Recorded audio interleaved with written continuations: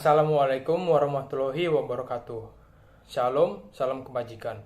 Perkenalkan, nama saya Safri Emanuel Manulang dengan NIM 210306127 dari kelas peternakan A. Pada video kali ini saya akan menjelaskan proses pencernaan dan metabolisme dari karbohidrat, protein, dan lemak pada hewan non-ruminansia dan hewan ruminansia. Yang pertama ada proses pencernaan karbohidrat. Proses pencernaan karbohidrat pada non-ruminansia dimulai dari mulut. Di dalam mulut, makanan dihancurkan dengan bantuan kelenjar saliva dan dibantu oleh enzim amilase. Makanan setelah dihancurkan di mulut dilanjutkan menuju lambung melalui esofagus. Di lambung, hemiselulosa dan selulosa tidak dicerna karena mengandung serat kasar yang tinggi. Pencernaan karbohidrat lanjut menuju duodenum, yaitu pati. Diuraikan oleh amilase menghasilkan maltosa, dilanjutkan ke usus halus, yang dimana terjadi pada usus halus itu ialah maltosa diuraikan oleh maltase menjadi glukosa, sukrosa diuraikan oleh sukrosa menjadi fruktosa, laktosa diuraikan dengan laktosa menjadi galaktosa. Setelah proses penyerapan melalui dinding usus halus, sebagian besar monosakarida dibawa oleh aliran darah ke hati. Di hati, monosakarida mengalami proses sintesis menghasilkan glikogen, oksidasi menjadi CO2 dan H2O, dan dilepaskan untuk dibawa dengan aliran darah ke seluruh tubuh. Selanjutnya ada proses pencernaan karbohidrat pada hewan ruminansia. Karbohidrat terdapat dalam pakan kasar atau hijauan berupa selulosa, hemiselulosa, dan lignin. Juga terdapat dalam konsentrat berupa pati. Proses fermentasi atau pencernaan karbohidrat dalam rumen dilakukan oleh mikroba yang menghasilkan facetil fatty acid atau VFA, terutama asetat atau C2, propionat atau C3, butirat atau C4 dengan bantuan mikroba asam pirufat akan diubah menjadi gas metan, asetat, butirat, dan propionat.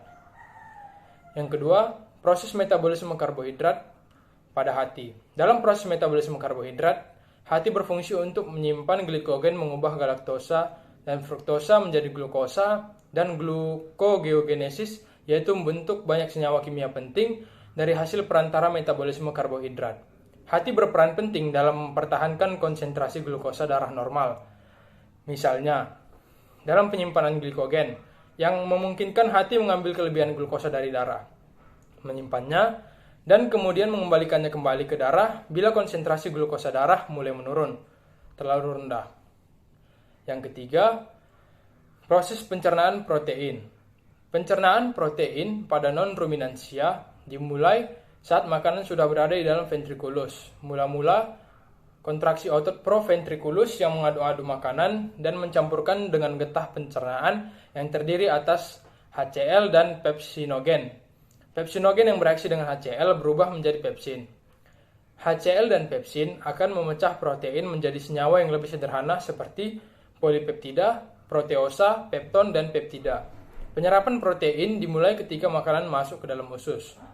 Pada mukosa, terdapat banyak vilus yang mengandung banyak pembuluh darah dan pembuluh limfa kecil. Lapisan epitel akan menyerap air dan zat-zat makanan. Setelah absorpsi, dari vilus merupakan tempat absorpsi asam amino. Asam amino setelah diserap oleh usus halus akan masuk ke dalam pembuluh darah. Proses pencernaan protein pada ruminansia terjadi jika pada pakan ternak yang mengandung protein kasar yang terdiri dari protein murni dan NPN atau urea. Selanjutnya, protein murni akan diubah menjadi peptida, sedangkan NPN akan diubah menjadi NH3. Peptida akan digunakan oleh mikroba untuk sintesis protein pada tubuhnya. Lalu, yang lolos dari degradasi rumen sebagian lagi akan dihidrolisis menjadi asam amino. NH3 akan diserap di dinding rumen dan akan dibawa ke hati untuk diubah menjadi urea, agar tidak meracuni ternak. Lalu, sebagian urea tersebut akan dikembalikan ke rumen melalui saliva dan sebagian lagi akan dibuang melalui urin. Yang keempat, proses metabolisme protein pada hati. Protein darah dibawa ke hati menjadi asam amino. Kemudian asam amino tersebut ada yang disimpan di dalam dan sebagian dibawa oleh darah ke jaringan-jaringan tubuh. Setelah masuk ke jaringan-jaringan tubuh, asam amino ini akan masuk ke sel-sel tubuh dan sebagiannya lagi tetap di dalam hati sebagai cadangan protein dalam tubuh. Apabila tubuh kekurangan protein, maka asam amino ini akan diubah menjadi protein dan sebaliknya. Jika tubuh membutuhkan asam amino dari dalam tubuh, maka protein dirombak menjadi asam amino.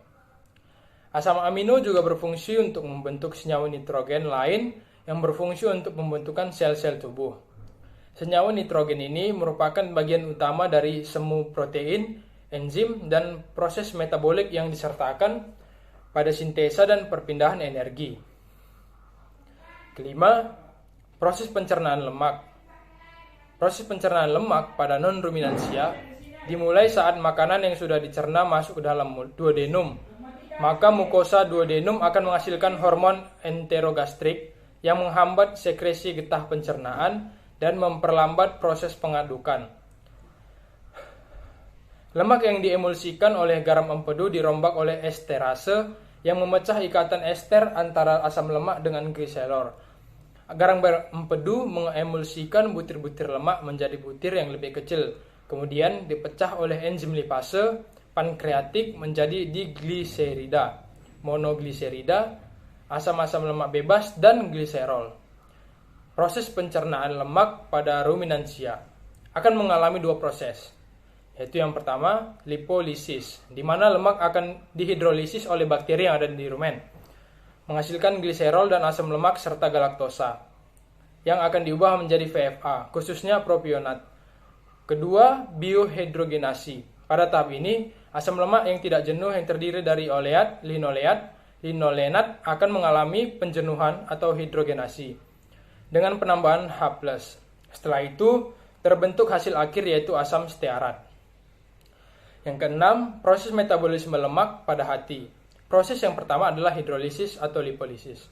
Pada proses ini, lemak akan diputuskan ikatan ester, trigliserida, fosfolipid, dan glikolipid yang dilakukan oleh bakteri rumen. Pada proses ini dihasilkan asam lemak, gliserol, dan galaktosa. Hasil tersebut siap dimetabolisme secara lanjut. Asam lemak tak akan jenuh, akan dipisahkan dari asam lemak gliserol dan galaktosa. Setelah dipisahkan, asam lemak tak jenuh tersebut akan diubah menjadi VFA atau asam lemak terbang yang masuk ke dalam epitelium dan usus halus. Pada usus halus, lemak akan disintesis menjadi gliserida dan asam lemak oleh enzim lipase.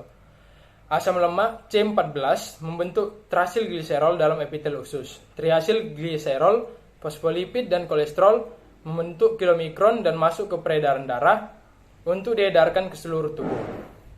Yang terakhir atau ketujuh, hubungan antara proses metabolisme karbohidrat, metabolisme lemak, dan metabolisme protein. Pada bagian karbohidrat, protein, dan lemak bertemu pada jalur siklus Krebs dengan memasukkan asetil koenzim A. Asetil koenzim A adalah sebagai bahan baku dalam siklus Krebs untuk menghasilkan energi yang berasal dari katabolisme karbohidrat, protein, maupun lemak. Titik temu dari berbagai jalur metabolisme ini berguna untuk saling menggantikan bahan bakar di dalam sel. Hasil katabolisme karbohidrat, protein, dan lemak bermanfaat untuk menghasilkan senyawa-senyawa yang dapat membentuk ATP, hormon, dan komponen hemoglobin ataupun komponen sel lainnya. Lemak lebih banyak mengandung hidrogen terikat dan merupakan senyawa karbon yang paling banyak tereduksi. Sedangkan karbohidrat dan protein banyak mengandung oksigen dan lebih sedikit hidrogen terikat. Adalah senyawa yang lebih teroksidasi. Senyawa karbon yang tereduksi lebih banyak menyimpan energi dan apabila ada pembakaran sempurna akan membebaskan energi lebih banyak. Karena adanya pembebasan elektron yang lebih banyak.